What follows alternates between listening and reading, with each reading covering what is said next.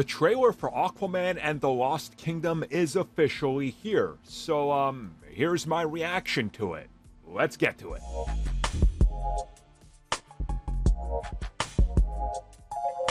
Oh, what's that? Either I have to distort the footage beyond recognition and make it super pixelated like anybody else using WBDC clips, or I just gotta talk about it, huh? Well, I guess that's where we're at, so let's talk about the trailer. Yeah, let's do that. At long last, the awaited trailer for Aquaman and the Lost Kingdom is here. We know that the film went through problematic reshoots, reshuffles, and all sorts of things happening behind the scenes due to regime changes, so naturally a lot of people were wondering what's going to happen with this film. Well, it looks like what's happened with it is you're getting Aquaman 2, for better or for worse. Again, it's all, I think, going to depend on what you thought of the first film, for better or for worse. Again, it's a really tough one. Like, for example, Aquaman 1 had some visually dodgy shots. Well, guess what? They're still here. Yeah, they've had a lot of post-production time, but again, we've seen this become more common, especially with DC films in the last couple of entries than anything, so it's here.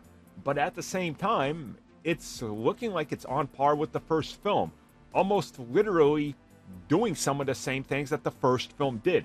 Visually, thematically, character-wise, I mean, it looks like it's the next step, right? Now, obviously, there are a couple things here that are changing. Black Manta is obviously going to be a bigger factor in this film, which is great to see.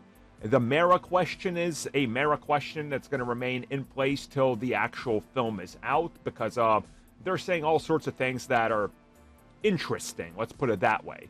The action looks as good as the first one, I would say. Obviously, there's a couple more things that are taken from the Aquaman comics, which I do appreciate, and I think that's great. But overall, my feeling is generally that it just looks like it's more Aquaman.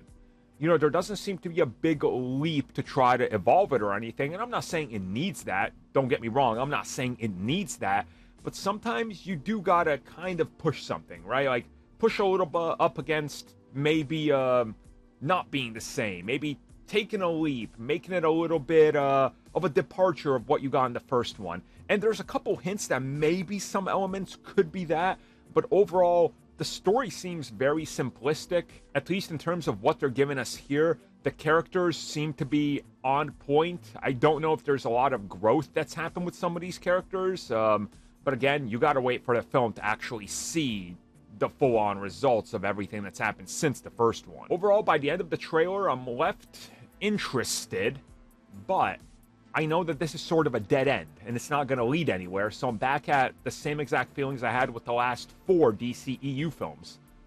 Who is this for, and why should I care? Right? And that's kind of my problem.